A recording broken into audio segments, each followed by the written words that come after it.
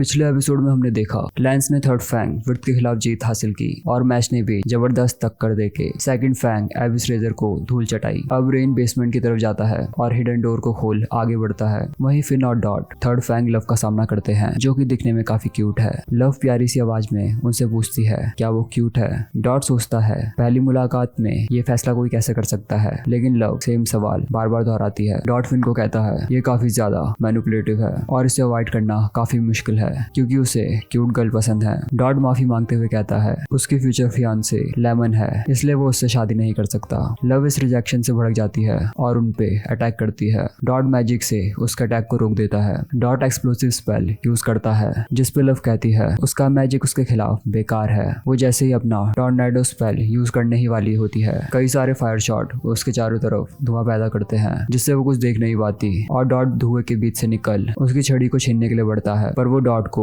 Tornado से दूर फेंक डालती है। वो कहती है वो काफी वीक है और वो उसे कभी नहीं हरा पाएगा। वो बताती है फोर्थ फैंग माइलो किसी भी स्पेसिफिक टारगेट को स्टोन में बदल सकता है और टारगेट से उसका मतलब है वो अंडरग्राउंड दरवाजा जिसे मैच ने खोला था, और अगर वो उसे और माइलो को 30 मिनट के अंदर नहीं हरा पाया तो मैच हमेशा के लिए एक स्टैच्यू बन के रह जाएगा। अब वो डॉट को टॉर्नेडो स्पेल में फंसा देती है और डॉट हिल भी नहीं पाता। डॉट अब फ्लैशबैक में याद करता है जब कुछ बुली उसकी नई छड़ी को छीन लेते हैं, तब उसकी बहन आकर उसे बचाती है और कहती है उसे चुपचाप रहने के बजाय मुकाबला करना चाहिए, जिसके जवाब में डॉट कहता है अगर मैं वापस लड़ता तो सिचुएशन और खराब हो जाती। ये सुन उसकी बहन कहती है वो जल्दी हार मान लेता है और आगे चल के उसे ये दिक्कत देगा जब उसे सच्चा दोस्त मिलेगा, ऐसा दोस्त जो उसकी ओर से दुखी और गुस्सा होगा। ऐसा दोस्त किस्मत वालों को मिलता है, इसलिए जब तुम्हें वो मिले तो उसे कभी धोखा मत देना। डॉट को याद आता है मैच उसकी ओर से दुखी और गुस्सा हुआ था और सिल्वा को उसने सबक सिखाया था। इस दौरान लव फिन को मारने ही वाली थी, तभी डॉट टॉर्नेडो को तोड़ देता है और उसके सर में एक क्रॉस मार्क आ चुका है। लव ये देख चौंक जाती है और उस पर अटैक करती है, पर डॉट उसके स्पेल को ब्रेक कर देता है। लव को समझ नहीं आता ये अचानक से इतना ताकतवर कैसे हो गया। उसकी नजर मार्क में जाती है और उसे याद आता है उसने इस वार्डिंग क्रॉस मार्क के बारे में सुना है। जो बच्चे इस आयरा कैरूज मार्क के साथ पैदा होते हैं वो डीमन पावर को यूज कर सकते हैं जब उनके इमोशन एक लिमिट को पार कर दें। डॉट उस पर कई सारे एक्सप्लोसिव फायर करता है और जानबूझकर उन्हें मिस कर देता है। वो उसे भागने का मौका देता है जिस पर लव उसका शुक्रिया करती है। तभी अचानक से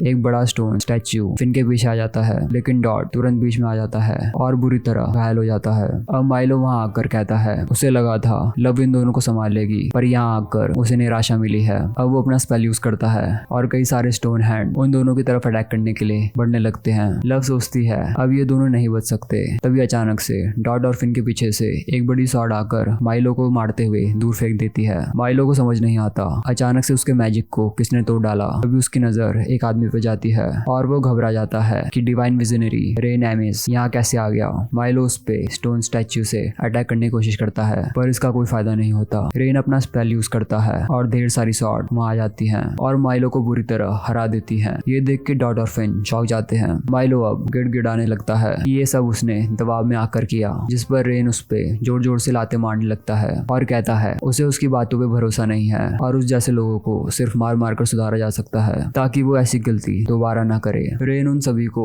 यहाँ से दफा होने के लिए कहता है और लव ये सुनकर वहां से तुरंत भाग निकलती है। रेन अब ये सोच रहा है कि हेडमास्टर ने कहा था इनोसेंट जीरो के चमचे यहाँ हैं, इसमें कोई शक नहीं। उन्होंने अपनी पावर से खुद की प्रेजेंस को छुपाया हुआ है, पर आखिर वो कहाँ होंगे। रेन पीछे नोटिस करता है कि मैश क्रीम पफ खाते हुए उसकी तरफ बढ़ रहा है और उसके अंदर से काफी हाई प्रेशर उसे महसूस होता है। वो उसकी पावर मेजर करने के लिए एक स्पाइडर को बुलाता है जिससे ये पता चले कि वो स्टूडेंट है या कोई बहरूपिया। वो स्पाइडर कहता है उसने काफी मैजिक यूजर की पावर मेजर की है, अगर वो नॉर्मल मैजिक यूजर है तो मास्टर रेन उसे जाने देंगे। तभी अचानक से सॉर्ड सीधे मैश की तरफ आती है जिसे वो सिर्फ 2 उंगलियों से रोक लेता है। स्पाइडर मेजर करता है कि उसके अंदर एक भी मैजिक नहीं है। रेन उस पर अब कई सारी सॉर्ड बरसाता है, पर मैश उनकी कुर्सी बनाकर उस पर बैठ जाता है। रेन समझ जाता है ये इनोसेंट जीरो का आदमी नहीं है, पर रेन उस पर आखिरी टेस्ट करता है और उस पर कई सारी सॉर्ड फेंकता है, पर मैश सॉर्ड को पकड़ बाकी सॉर्ड्स को तेजी से रोकने लगता है और ये देख स्पाइडर के पसीने छूट जाते हैं। रेन मैच से उसका नाम पूछता है और उसे पता चलता है ये वही है जिसके बारे में हेडमास्टर ने उसे बताया था। वो अपने बर्ताव के लिए मैच से माफी मांगता है। अब मैच दरवाजा तोड़ एडल का सामना करता है। एडल हैरान हो जाता है कि एबिस की इविल आई का सामना सिर्फ रेन ही कर सकता था, यानी मैच के अंदर इतनी क्षमता है। वो कहता है इस दुनिया में सबको इक्वली ट्रीट नहीं किया जाता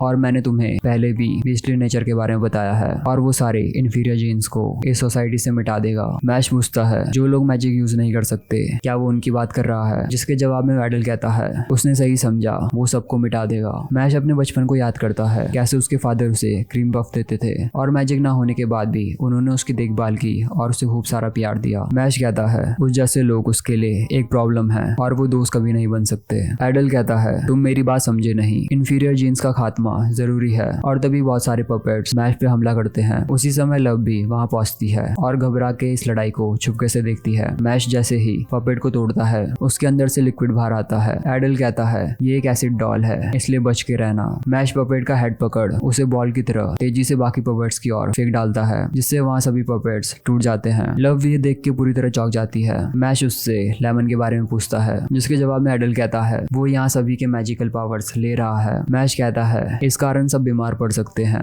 एडल कहता है स्ट्रॉन्ग वीक के साथ ऐसा ही करते हैं। तभी 3 विशाल जोकर पपेट्स मैश को मारने के लिए बढ़ते हैं, लेकिन मैश एक पंच में उन्हें तोड़ डालता है। ये देख एडल हैरान होता है कि ये पिछली बार से ज्यादा ताकतवर हो गया है। तभी मैश अचानक से खुद को पंच मारने लगता है और पता लगता है कि एडल उसे अपनी स्ट्रिंग से कंट्रोल कर रहा है। एडल को इसमें मजा नहीं आता क्योंकि ये फाइट उसे एक तरफा लगती है, इसलिए वो फिन का पपेट उसके सामने लाता है जो कि मैश पे एक्स से हमला करता है, जिसे मैश डिफेंड करता है। ये देख के एडल कहता है अगर वो कोई भी अटैक और डिफेंस यूज करेगा तो वो उसके दोस्त फिन का यही खात्मा कर डालेगा। मैश अब फिन के सारे अटैक को सहन करने लगता है और आखिरी में एक्स अपने आप टूट जाती है। मैश अपना गोल्ड कॉइन निकाल तेजी से उसकी तरफ फेंकता है, जिससे फिन को कंट्रोल कर रही तारें टूट जाती हैं और पपेट मैजिक ब्रेक हो जाता है। एडल ये देख चौंक जाता है और मैश को कई सारी तारों से जकड़ लेता है। मैश बाहर निकलने के लिए ताकत लगाता है, जिससे एडल की उंगलियां मुड़ने लगती हैं और आखिर में मैश उन तारों को तोड़ डालता है और तेजी से एडल की तरफ बढ़कर एक जोरदार किक फेस पे मारता है। एडल तुरंत ही मैरोनस चेंज स्पेल का यूज करता है, जिस कारण मैश की बॉडी पपेट में बदलने लगती है। एडल मैश के पास आता है और कहता है वो उसकी आंखों के सामने एक चालाक रैबिट के अलावा